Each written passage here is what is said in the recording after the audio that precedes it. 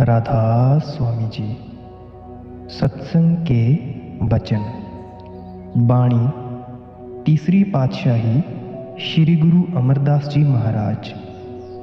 दुनिया ना सलाहे जो मर बंसी, लोका ना सलाहे जो मर खाक थी। यह तीसरी पातशाही श्री गुरु अमरदास जी महाराज की बाणी है और प्रेम से सुनने और विचार करने योग्य है। आपने गुरु की सेवा में 12 साल पानी ढोया, चाहे बरसात हो, आंधी हो, तूफान हो, गर्मी हो या सर्दी। बताओ कोई आसान काम है? जब भी कोई पूछता है, मैं कहता हूँ कि सतगुरु की असली सेवा अंदर पर्दा खोलकर ऊपर चढ़ना है। मगर यह किनके लिए है?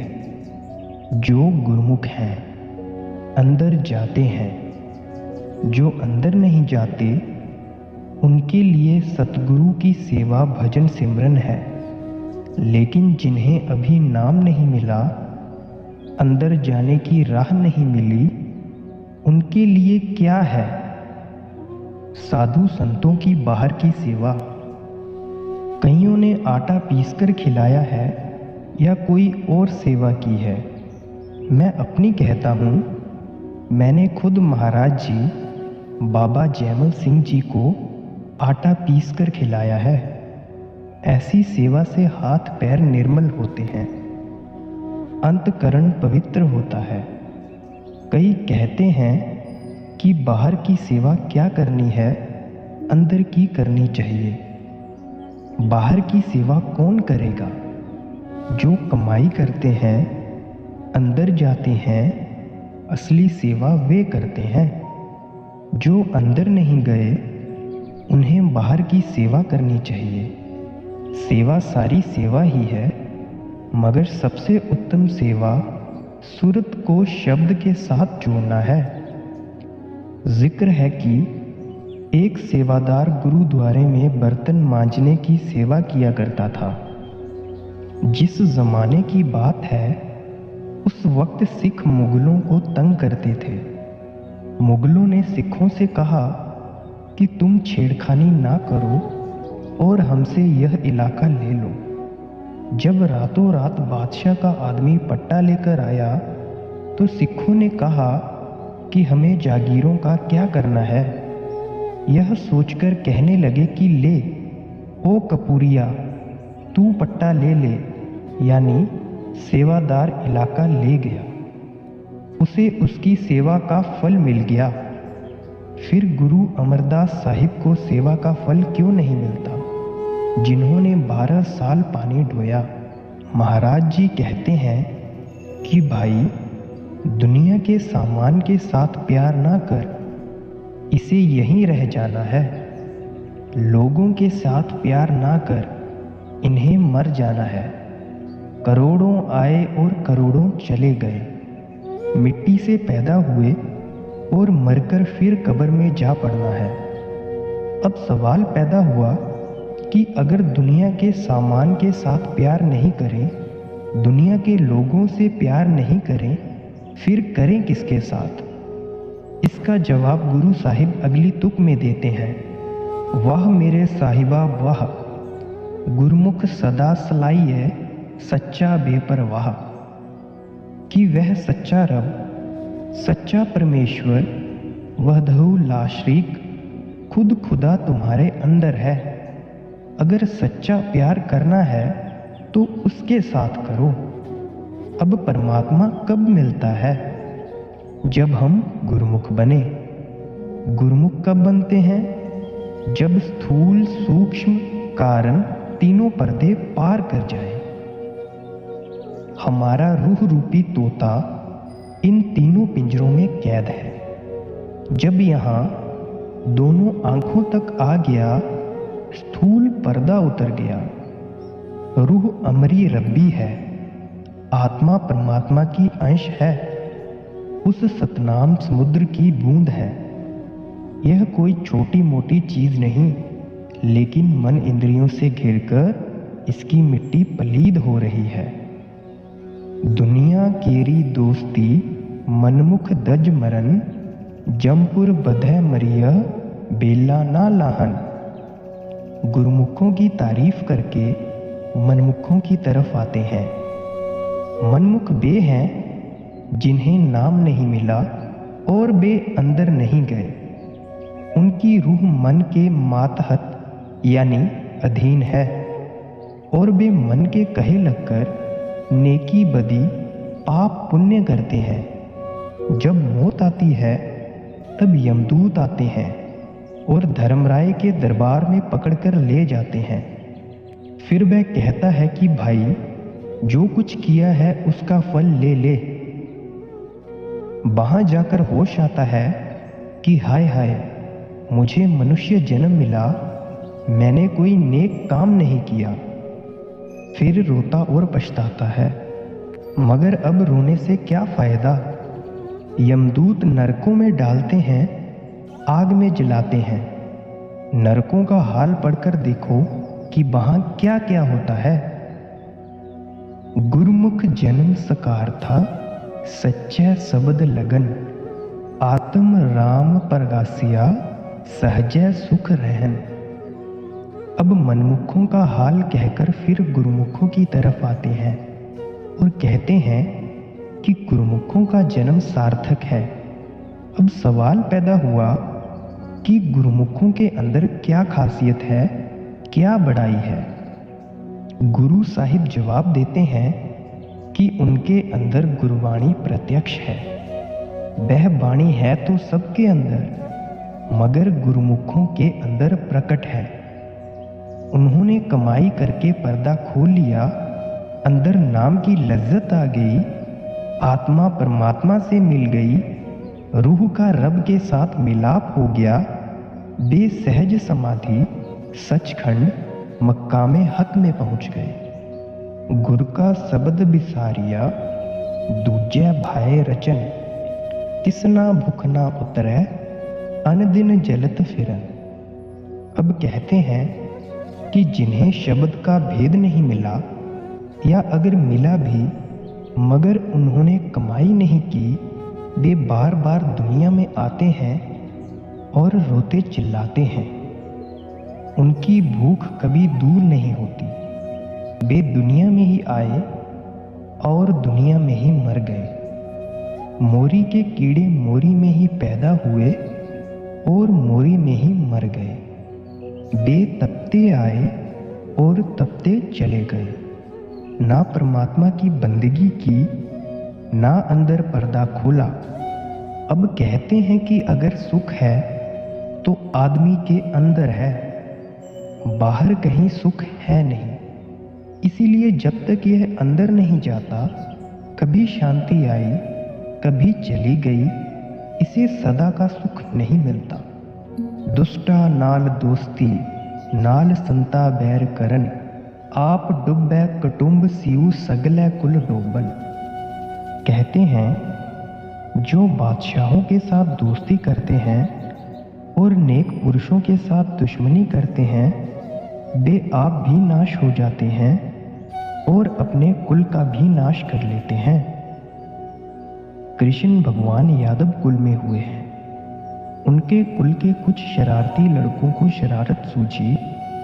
एक लड़के के पेट पर बाटी बांधकर जनाने कपड़े पहनाकर दुर्वासा ऋषि के पास चले गए और मजाक के तौर पर पूछा कि महात्मा जी, इसके पेट में से क्या होगा। उन्होंने कहा कि यहाँ से वह पैदा होगा जो तुम्हारे कुल का नाश करेगा। लड़के सोचने लगे कि यह तो श्राप हो गया, अब क्या करें। उन्होंने क्या किया, दरिया पर जाकर सारी बाटी को घिसा घिसा कर जर्रा जर्रा बना दिया और कहने लगे कि अब हमारा क्या बिगड़ सकता है। उस जर्रे जर्रे से वहां घास पैदा हुई जो कि तलवार की तरह तेज थी। वे सभी उससे आपस में लड़ लड़कर मर गए। हालांकि कृष्ण भगवान का कुल था, मगर बुरी संगति और साधु के साथ मजाक करने का नतीजा बुरा होता है। निंदा भली किसे की नाही, मनमुख मुग्ध करन, मुँह काले तिन निंद का, नरकै घोर पवन। गुरु अमरदास जी कहते हैं कि भले आदमी की निंदा करना तो पाप है ही, बुरे से बुरे आदमी की भी निंदा ना करो। क्या वजह है? जो मैल से भरा हुआ है, अगर हम उसके साथ लगेंगे तो हम भी मैल से भर जाएंगे। शेख सादी कहता है कि अगर मैं निंदा करूं तो अपनी माँ की करूं, ताकि मेरी नेकियां मेरे घर में तो रहें। हम जिसकी निंदा करते हैं, बिना पैसे उसका मैल धोते हैं। निंदा सबसे बड़ा पाप है। अगर हम कोई और पाप करते हैं तो उसमें कोई ना कोई लज्जत है, लेकिन निंदा में क्या लज्जत है? अगर कोई बेलज्जत गुनाह है तो निंदा है। इसीलिए गुरु साहिब कहते हैं कि किसी की निंदा ना करो। परमात्मा की दरगाह में निंदकों के मुंह काले होते हैं और वे नरकों में जाते हैं। लेकिन आजकल मजहबों के पास बड़ा तोपखाना निंदा है। एक मजहब दूसरे मजहब की निंदा करता है।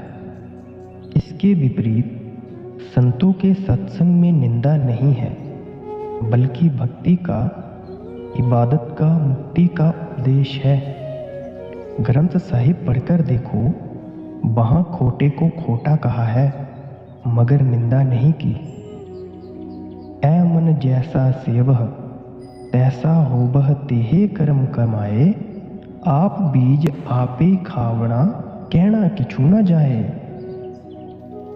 सोचो क्या कहते हैं कि जैसा बोओगे, जैसे जैसे कर्म करोगे, वैसा ही फल पाओगे। अच्छे कर्म करोगे, अच्छा फल मिलेगा। बुरे कर्म करोगे, बुरा फल मिलेगा। शेख फरीद कहते हैं, फरीदा लोड़ै दाख बिजुरियां, किकर बीजै जट, हंडै उन कताईदा, पैदा लोड़ै पट। कि यह बबूल बोता है और अंगूर मांगता है। बताओ, कभी हो सकता है? बबूल से तो कांटे ही चुभेंगे। इसी तरह यह काटता है ऊन और मांगता है रेशम, वह तो नहीं मिलेगा। हमें तो अपनी करतूत का फल मिलेगा। आप घाती सो महापापी, मतलब जो पाप करता है वह अपना गला अपनी छुरी से खुद काटता है। जो खुद पर रहम नहीं करता, उस पर परमात्मा भी रहम नहीं करता। महापुरखा का बोलना होबै कितै पर थाए, ओए अमृत भरे भरपूर, हाहै ऊणा तिल न तमाए। फिर कहते हैं कि अच्छे पुरुषों, नेक बंदों, कामिल फकीरों, संत महात्माओं की संगति करो। वे नेक कमाई वाले होते हैं, उनके बोल सोचे समझे होते हैं, उनके वचन अमृत से भरे होते हैं और 16 आने ठीक होते हैं, क्योंकि वे अंदर जाते हैं। ऐसे महापुरुषों को तिल जितना या थोड़ा सा भी लालच नहीं होता। वे अपने लोभ लालच के लिए नहीं आते, बल्कि दुनिया की भलाई के लिए, दुनिया की सेवा के लिए आते हैं। गुणकारी गुण संग्रह, अवरा उपदेसेन, से बड़ भागी जे उना मिल रहे अंदिन नाम लैन। वे महात्मा गुणों का समुद्र होते हैं।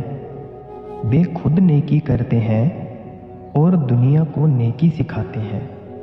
अब कहते हैं कि वे धन्य हैं जो लोगों को नेकी सिखाते हैं।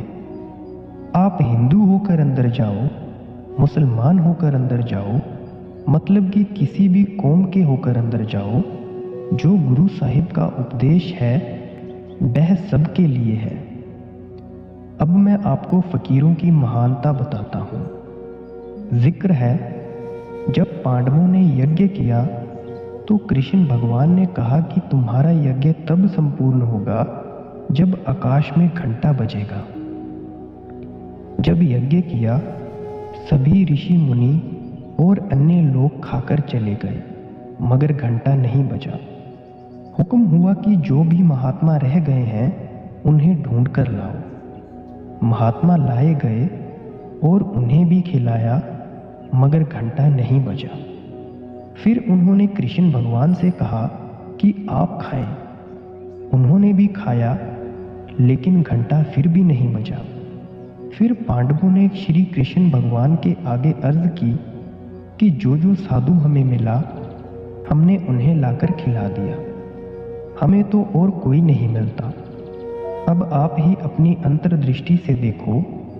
जब कृष्ण भगवान ने योग दृष्टि से देखा तो एक साधु नजर आया, जो कबीर साहिब द्वारा दीक्षित या चिताया हुआ साधु सुपच था। कबीर साहिब चारों युगों में आए हैं। सतयुग में उनका नाम सत सुकृत था, त्रेता में मुनींद्र, द्वापर में करुणामय और कलयुग में कबीर साहिब था। जब किसान फसल काट लेते थे तो जो दाने वहां रह जाते थे, सुपच उनको चुन चुन कर खाता था। कृष्ण भगवान ने कहा, जब तक वह नहीं खाएगा तुम्हारा यज्ञ संपूर्ण नहीं होगा, उसे लाओ। अब बारी बारी से सभी पांडव उसके पास गए और कहा कि हमारे यहाँ यज्ञ है, आप चलो। उसने सभी से यही कहा कि मेरा प्रण है, जो मुझे 100 अश्वमेध यज्ञ का फल दे, मैं उसके घर रोटी खाऊंगा। पांडवों ने कहा कि हमारा एक यज्ञ संपूर्ण नहीं होता, हम तुम्हें 100 यज्ञ का फल कहाँ से दें। सुपच ने कहा, फिर जाओ। बारी बारी से सभी वापिस आ गए और निराश होकर बैठ गए कि हमारा यज्ञ रह गया, जिसे शुरू किए 12 साल हो गए। और इसी सिलसिले में वीर अभिमन्यु और वृद्धवल भी मारे गए। इतने में द्रौपदी आ गई। उसने पूछा कि आप सब निराश क्यों बैठे हो। तब पांडवों ने कहा कि जब तक सुपच नहीं आता, हमारा यज्ञ पूरा नहीं हो सकता, और वह 100 अश्वमेध यज्ञ का फल मांगता है। अब वह कामिल फकीर है, हम उसके साथ जबरदस्ती नहीं कर सकते। द्रौपदी कहने लगी कि मैं जाकर ले आती हूँ। पांडव कहने लगे कि तू उसे कैसे लाएगी। द्रौपदी ने कहा कि मैं उसे ले आऊंगी। उन्होंने उसे आज्ञा दे दी। उसने क्या किया कि नंगे पांव पानी लाई, रसोई साफ की और रोटी बनाई। फिर नंगे पांव महात्मा के पास गई और कहा कि महाराज, हमारे यहाँ यज्ञ है, आप कृपा करके चलें। सुपच ने कहा कि तुम्हें पांडवों ने बताया होगा कि मेरा क्या प्रण है। द्रौपदी ने कहा कि हाँ, आप 100 अश्वमेध यज्ञ का फल मांगते हो, मगर मैंने वेद शास्त्रों में पढ़ा है और आप जैसे महात्माओं से सुना है कि अगर कमाई वाले महात्मा की तरफ जाएं तो एक एक कदम पर अश्वमेध यज्ञ का फल मिलता है। क्या यह ठीक है? सुपच ने कहा, हाँ ठीक है। द्रौपदी ने कहा कि फिर मैं जितने कदम आई हूं उनमें से अपने 100 पूरे कर लें, बाकी के मुझे दे दें और मेरे साथ चल पड़े। महात्मा चुपचाप उठकर साथ चल पड़े। जब वहां पहुंचे तो द्रौपदी ने अच्छे अच्छे व्यंजन अलग अलग बर्तनों में उनके सामने रख दिए।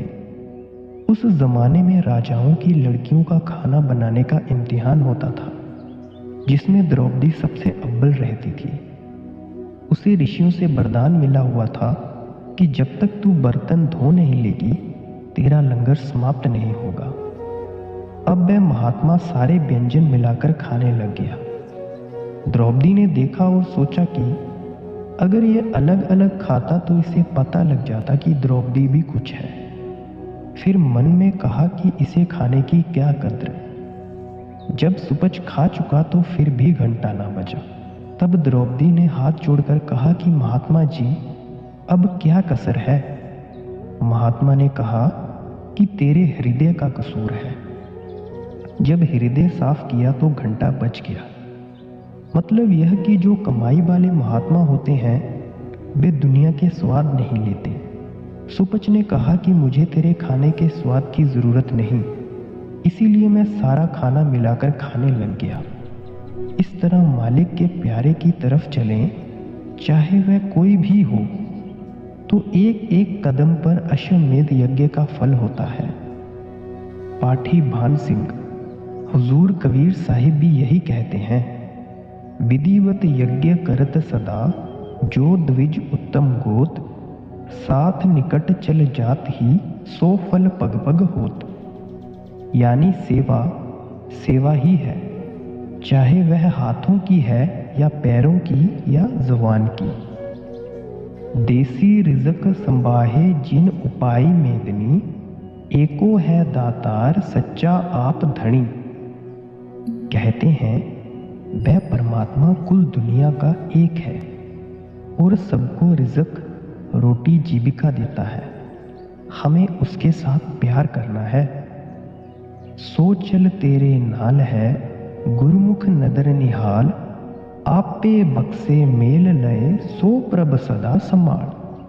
अब गुरु साहिब कहते हैं कि जिस परमात्मा को तू तीर्थों में, मंदिरों में, मस्जिदों और ठाकुर द्वारों में ढूंढता है वह तेरे अंदर है। अगर तुझे उससे मिलना है तो गुरुमुख बन और इबादत कर। जब तू अभ्यास करके सेध शून्य में पहुंचेगा तो गुरुमुख हो जाएगा। जब तू पर्दा खोलकर अंदर जाएगा वह तुझे बख्श लेगा, अपने साथ मिला लेगा। वेद शास्त्रों में परमात्मा नहीं है। मन मैला सच निर्मला, क्यों कर मिलिया जाए, प्रभ मिले ता मिल रहा, होमै शब्द जलाए। अब जिज्ञासु सवाल करता है कि जब वह मालिक मेरे अंदर है तो मुझे दिखाई क्यों नहीं देता? तो गुरु साहिब जवाब देते हैं कि तेरा मन मैला है और वह निर्मल है। जब मन निर्मल हो जाएगा तो वह अंदर की आंख उसे देखने लग जाएगी। फिर उससे मिलने का उपाय क्या है? कहते हैं तेरे अंदर शब्द है, कलामे इलाही है, बांगे आसमानी है। तू उसके साथ प्यार कर। जब तू प्यार करेगा पर्दा खुल जाएगा, तेरा जन्म मरण खत्म हो जाएगा, कौड़ी खर्च नहीं होगी। हम जानते ही हैं कि वह परमात्मा हमारे अंदर है, मगर मन सिर्फ फेर देता है। इसके विपरीत अगर कहीं 10 साल का बच्चा खड़ा हो तो हम कोई गुनाह नहीं करते। हमें परमात्मा का 10 साल के बच्चे जितना भी डर नहीं। मगर नहीं, वह परमात्मा हमारी हर हरकत को देखता है। जिक्र है हजरत यूसुफ के भाइयों ने देखा कि यह होनहार है, अगर ये हमारे बीच रहा तो हमारी इज्जत नहीं होने देगा। यह सोचकर उन्होंने उसे कुएं में फेंक दिया। उधर से मिस्र के सौदागर जा रहे थे। उन्होंने क्या देखा कि एक आदमी कुएं में गिरा पड़ा है। उन्होंने उसे निकालकर बादशाह के हाथ बेच दिया। अब मिस्र के बादशाह की जो औरत थी उसका नाम जुलेखा था। यूसुफ की सुंदर सूरत देखकर उसका मन मैला हो गया। एक दिन वह उसे कई ड्योढ़ियों में से निकालकर एक कमरे में ले गई और दरवाज़ा बंद करके खोटा ख्याल प्रकट किया। अब यूसुफ सोचता है कि अगर हुक्म मानता हूँ तो गुनहगार होता हूँ, और अगर नहीं मानता हूँ तो यह झूठा इल्ज़ाम लगाकर मुझे मरवा देगी। करूँ तो क्या करूँ? यह सोच ही रहा था कि जुलेखा ने एक पत्थर की मूर्ति के ऊपर रुमाल रख दिया। यूसुफ ने पूछा कि यह क्या? कहती है कि यह मेरा मामूद यानी भगवान है, मैं इसकी पूजा करती हूँ।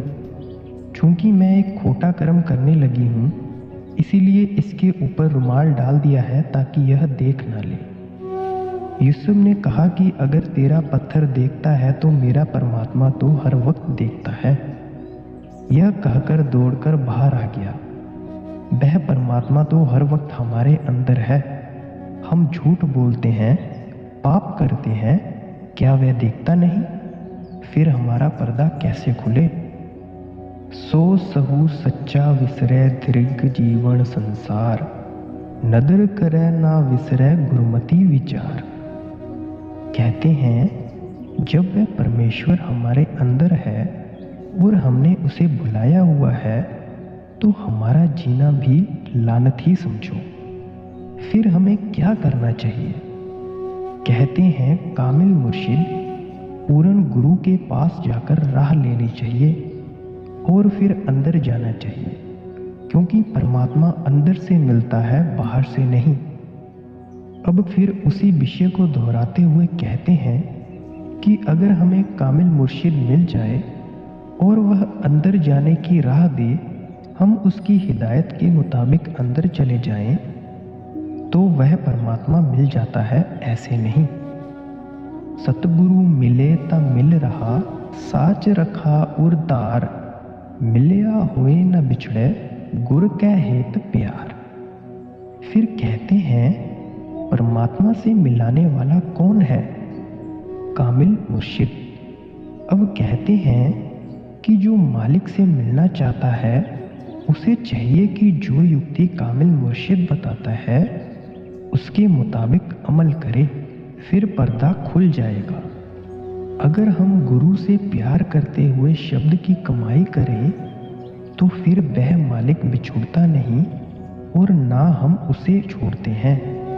पीर सलाही आपना गुर कै शब्द विचार, मिल प्रीतम सुख पाइया सो भांबती नार। अब गुरु अमरदास जी यह कहकर सारी दुनिया को होका देते हुए उपदेश देते हैं कि तेरा पति यानी तेरा रूह रूपी शोभा बनती स्त्री का मालिक तेरे अंदर है। तू गुरु से राह लेकर खूब कमाई कर। अब बार बार शब्द पर जोर देते हैं, बंदगी पर जोर देते हैं, कमाई पर जोर देते हैं कि अगर तू शब्द की कमाई करेगा तेरा जन्म मरण खत्म हो जाएगा, हमेशा का सुख प्राप्त हो जाएगा। मन मुख मन न भिजई, अत मैले चित कठोर, सप्पै दूध पियाइए अंदर विष नकोर। कहते हैं जो खोटे मनुष्य हैं, ऐबी पापी गुनहगार हैं, उनके हृदय इतने मैले हैं कि उन्हें कुछ सूझता नहीं, यानी उनके अंदर इतना जहर है कि उनके ऊपर नेकी का असर नहीं होता। जिस तरह सांप को दूध पिलाएं तो वह जहर बन जाता है, क्योंकि उसके अंदर जहर होता है। आप करे किस आखिए, आपे बख्शणहार, गुर सबदी मैल उतरे, ता सच बणिया सिगार। फिर कहते हैं कि यह सारा उस मालिक का खेल है। उसे जिन्हें गले लगाना होता है उन्हें कोई गुरु मिल जाता है और वह कहता है कि नाम की कमाई करो। जिन्हें वह अपने साथ नहीं मिलाना चाहता वे चोरियां ठगियां करते हैं, अन्य गंदे गंदे काम करते हैं। अब गुरु साहिब कहते हैं कि जब तक यह नाम की कमाई नहीं करता बख्शा नहीं जाता, चाहे वह किसी कौम का क्यों ना हो। जितने गुनाह नाश होते हैं शब्द की कमाई से होते हैं। वह शब्द मीठे से मीठा राग हमारे अंदर हर वक्त हो रहा है। सच्चा साहू सच्चे बन जा रे, ओथे कूड़े ना टिकन, ओना सचना पावई दुख ही माहे बचन। हम सब बंजारे हैं, यानी व्यापारी हैं। यहाँ बणिज व्यापार करने आए हैं। हमें क्या बणिज करना है? परमात्मा के नाम का। कहते हैं उसका बणिज भी सच्चा है और जो उसके बंजारे हैं वे भी सच्चे हैं। जो गुनाहगार ऐबी पापी हैं उनके लिए वहाँ जगह है ही नहीं। वे दुखों में पैदा हुए, दुख ही कमाए और दुखों में ही मर गए। हो मैं मैला जग फिरै, मर जम्मै मारो बार, पाइए किरत कमावना कोई न मेटन हार। समझाते हैं जिन जिन को नाम नहीं मिला वे कहते हैं कि मेरी कौम मेरी मज़हब, मेरे बेटे, मेरी जायदाद। उन्हें हौमे की बीमारी ने खा लिया, यानी वे खोटे आदमी हैं। वे जो खोटे कर्म करते हैं वैसा ही खोटा फल पाते हैं। जब दरगाह में हिसाब होता है तो वे वार वार नीचे की योनियों में जन्म लेते और मरते हैं। संता संगत मिल रहा ता सच लगे प्यार, सच सलाही सच मन दर सच्चा सच यार। कहते हैं परमात्मा सच्चा है। अगर हम संत महात्माओं की सोहबत में जाएं, जो परमात्मा के साथ मिले हुए हैं, वे हमें सच की तालीम देंगे। वे कहेंगे कि तुम्हारे अंदर नाम है, बांगे इलाही है। जब हम नाम की कमाई करेंगे, उस बांग को सुनेंगे तो सच्चे रब की दरगाह में पहुंच जाएंगे। जब तक हम नाम की कमाई नहीं करते, चाहे किसी कौम के क्यों ना हो, मुक्ति नहीं होती। अब कहते हैं कि अगर तुम्हें परमात्मा से मिलना है तो सच की कमाई करो। गुरु पूरे पूरी मत है, अहिनिस नाम ते आए, होमै मेरा बड़ रोग है, बिच्चों ठाकर हाय। कहते हैं हमारे पूरे गुरु ने हमें पूरी समझ दी है कि होमे को छोड़ दो, यह जन्म मरण का घर है। अब कहते हैं कि अगर तू इस बीमारी से बचना चाहता है तो सोते जागते उठते बैठते मतलब कि हर वक्त रब का नाम ज़बान पर रख। जब तुम दिन रात इबादत करोगे, नाम को हृदय में रखोगे, होमे को निकाल दोगे, तुम्हारा काम बन जाएगा। गुर सलाही आपना निभ निभ धागा लाए, तन मन सौंपी आगे तरी विचो आप गवाए। अब मुर्शिद के साथ प्यार करना बताते हैं। कहते हैं कि हमारा अपने मुर्शिद के साथ प्यार लगा हुआ है। हमने अपना तन मन धन उस पर कुर्बान किया हुआ है, इसीलिए कि वह दुनिया में भी साथ है, अंदर भी साथ है और परमात्मा की दरगाह में भी साथ है। लेकिन हमें बीच में से अपना आपा भाव निकाल देना चाहिए। मैं ना रहे, तू ही तू रह जाए। खिच्चो ताण बिगुचिए, एकस सिउले बुलाए, होमै मेरा छड़ तूता सच रहे समाए। अब कहते हैं जो अलग अलग देवी देवताओं और तीर्थों की पूजा है, यह खींचातानी है, इसे छोड़ दे। तेरे अंदर सच है, तू उसकी पूजा कर, ताकि तेरे अंदर रब का नूर यानी प्रकाश पैदा हो जाए और काम क्रोध लोभ मोह अहंकार सो जाए। जब तक अंदर मैं घुसी हुई है, तब तक कुछ नहीं मिलता। अगर यह निकल जाए तो सब कुछ मिल जाए। सतगुरु नो मिले से भाईरा, सच्चा शब्द लगन, सच मिले से ना बिछड़े, दर सच्चा दिसन। कहते हैं कि दुनिया में परमात्मा को कौन प्यारा है? फिर आप ही जवाब देते हैं कि जो सतगुरु से मिलता है। सतगुरु कहता है कि तेरे अंदर नाम है, बांगे इलाही है, वह सच है। जब यह अभ्यास करके अंदर जाता है, सच का पर्दा खोलता है, इसकी रूह सुहागिन हो जाती है। रब इसे गले से लगा लेता है और फिर जुदा नहीं करता। से पाई से सजना जो सच्चा सेवन, अबगण बिकण पल हरण गुण की सांझ करण। अब कहते हैं कि हमारी बिरादरी कौन सी है? हिंदू, मुसलमान, सिख, यहूदी, ईसाई या कोई और? फिर आप ही जवाब देते हैं कि नहीं, जो बंदे परमात्मा से प्यार करते हैं, नाम की कमाई करते हैं, वे हमारी बिरादरी है, क्योंकि हमारा और उनका परमात्मा एक है। यहाँ कौमों और मजहबों का सवाल नहीं, बल्कि प्यार का सवाल है। अगर कोई मुसलमान परमात्मा के साथ मिला हुआ हो, हम उसके साथ प्यार करेंगे। अगर हिंदू मिला हुआ हो हम उसके साथ भी प्यार करेंगे। गुरु अर्जन साहिब का मियाँ मीर के साथ प्यार था।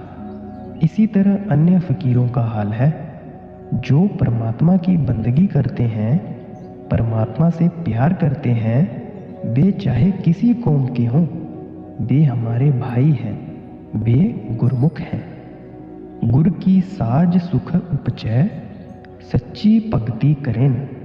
सच बनच गुरु शब्द सिउ लाहा नाम लैन।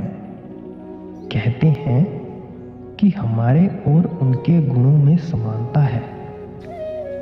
वे भी प्यार करते हैं, हम भी प्यार करते हैं। वे हमारे भाई हैं। अगर इस उपदेश को सभी हृदय में बिठा लें तो दुनिया में कोई झगड़ा ना रहे, सभी परमात्मा के बंदे बन जाएं। मगर शैतान मन यह नहीं होने देता। जब परमात्मा एक है फिर अलग अलग भाषाएं, अलग अलग मजहब क्यों? यह खुदगर्जी है, यानी स्वार्थ है। खुदगर्जी ने सभी को तबाह किया हुआ है। सच्चा वणिज कौन सा है? वह नाम, बांगे आसमानी, कलामे इलाही शब्द धुन। जो उसे सुनता है, चाहे वह किसी कौम का है, हमारा भाई है, हमारा हमदर्द है। सुईना रूपा पाप कर कर संचिए, चले न चल दिया नाल। बिन नावे नाल न चलसी, सब मुट्ठी जम काल। अब कहते हैं कि छीन कर लूट पाट करके सोना इकट्ठा किया, मगर वह मौत के वक्त साथ नहीं जाता। बेटे बेटियां साथ नहीं जाते, और तो और शरीर भी साथ नहीं जाता। गजनी के बादशाह सुल्तान महमूद ने हिंदुस्तान पर 70 हमले किए। सोना चांदी जवाहरात जो कुछ मिला इकट्ठा करके ले गया। यहाँ तक कि मोहम्मद शाह का तख्त भी उठाकर ले गया। मगर जब बीमार हुआ और समझ में आया कि अब मैं नहीं बच सकता, तो हुक्म किया कि सारा सामान सजाया जाए, मैं देखना चाहता हूँ। हिंदुस्तान का सारा धन, हीरे जवाहरात जो जमा किए थे, उन्हें कई कोसों तक सजाया गया। पालकी में बैठकर देखने के लिए आया और देखकर रो पड़ा। इस धन के लिए मैंने कितने बच्चे यतीम किए, यानी अनाथ किए, कितनी औरतें विधवा की, कितने ही आदमियों का खून किया, दुनिया को तबाह किया। अब यह मेरे साथ नहीं चलेगा। आखिर इसी पछतावे में मर गया। इस दुनिया से कोई चीज हमारे साथ नहीं जाती। अगर कुछ जाता है तो गुरु और नाम, और कुछ नहीं। अगर यहाँ के सामान यहीं रह जाएंगे तो फिर इनका क्या करना है? मन का तोसा नाम है, हृदय रखो संभाल। एक खर्च अखुट है, गुरमुख निभे नाल। अब गुरु अमरदास साहिब फिर फरमाते हुए कहते हैं कि अगर हमें कहीं 10 दिन के लिए जाना हो तो हम कपड़े बांध लेते हैं, सफ़र खर्च ले लेते हैं और दूसरी ज़रूरी चीज़ें इकट्ठी कर लेते हैं। फिर यह भी सोच लेते हैं कि किस मुसाफिर खाने, धर्मशाला या सराय में रहेंगे। मगर जहाँ जाकर हमेशा के लिए रहना है, कभी सोचा है कि वहाँ का भी सामान इकट्ठा कर लें? जब मरेंगे तो साथ क्या ले जाएंगे? सारी दुनिया गफलत में पड़ी हुई है।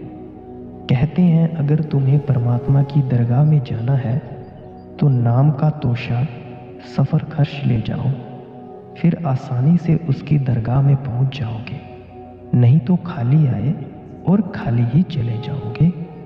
अगर साथ जाने वाली कोई दौलत है तो नाम है, बाकी दुनिया की कोई चीज़ साथ नहीं जाती। मगर शैतान मन ने ऐसा भुलाया हुआ है कि हम पर एक भी बात का असर नहीं होता। इस कान में पड़ी, दूसरे कान से निकल गई। यह पापों का फल है। ऐ मन मूलो भुलिया जासत पत गवाए, ई जगत मोह दूजै व्याप्या गुरमति सच त्याए। अब फिर सारी दुनिया को होका देते हुए कहते हैं कि भाइयों, तुम्हें मनुष्य जन्म मिला अशरफुल मखलूकात, तुम क्यों इसे बर्बाद करके जा रहे हो? दुनिया भूली हुई है, कोई भी जीव भूल से खाली नहीं। अब अपने मन से कहते हैं कि हे मन, अगर दुनिया भूली हुई है तो भूलने दे। तू मुर्शिद से नाम लेकर उसकी कमाई कर। हर की कीमत ना पवै, हर जस लिखण ना जाए। गुर कै शब्द मन तन रपै, हर सियूर है समाए। कहते हैं दुनिया में नाम की कीमत है नहीं।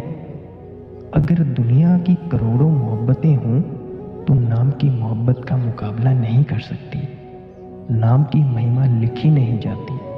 अब कहते हैं अगर इसके दिन अच्छे हों, इसे कोई गुरु मिल जाए और वह इसे नाम दे दे, यह नाम की कमाई करे तो इसकी मुक्ति हो जाए और कोई इलाज नहीं। इसीलिए हमें चाहिए कि गुरु से शब्द का भेद लेकर उठते बैठते उसकी कमाई करें। सो सहू मेरा रंगुला, रंगे सहज सुभाए। कामल रंगता चढ़े, जा पिर कै अंक समाए। कहते हैं हमारा परमात्मा रंगरेज है, उसके पास नाम का रंग है। जो उसके पास गए उसे वह नाम का रंग देता है। रंगता कब है? जब यह अपना आपा उसको दे दे। अब कहते हैं कि आत्मा रूपी स्त्री कब सुहागिन होती है? जब यह आपा भाव छोड़कर अपने आप को परमात्मा रूपी पति के हवाले कर दे। इसी तरह जब यह अपना आपा छोड़ देगा, वह इसे अपने साथ मिला लेगा। चिरी बिछुने भी मिलन, जो सतगुर सेवन। अंतर नब निद नाम है, खान खर्चन। ना निखुटई हर गुण सहज रवन। कहते हैं चाहे ये करोड़ों युगों से मालिक से बिछुड़े हुए हैं, करोड़ों युगों से गुनाहगार पापी भी हैं, अगर सतगुरु की शरण में आकर नाम की कमाई करें तो इन्हें कोई फिक्र नहीं। हम सबके अंदर नाम के खजाने भरे हुए हैं, लेकिन खोटी किस्मत वाले अंदर नहीं जाते। ना ओए जन्मह ना मरह, ना ओए दुख सहन। गुर राखे से उबरे, हर सियु खेल करन। कहते हैं जो अंदर पर्दा खोलकर नाम की कमाई करते हैं, वे फिर दुनिया में नहीं आते, जन्म मरण में नहीं आते, इस दुख से बच जाते हैं। बूंद समुद्र में मिलकर समुद्र हो जाती है, यानी उनकी रूह का परमात्मा से विशाल हो जाता है। सज्जन मिले न बिछुड़, जे अन दिन मिले रैन। इस जग मह बिरले, जाने नानक सच लैन। अगर एक बार पर्दा खोला, लज्जत आ गई और वह साजन यानी परमात्मा मिल जाए तो फिर वह नहीं बिछुड़ता। अब श्री गुरु अमरदास जी कहते हैं कि दुनिया में थोड़े आदमी हैं जो सच के पीछे लगते हैं, बाकी दुनिया झूठी है, झूठ के पीछे लगकर ख्वार हो रही है। राधा स्वामी जी।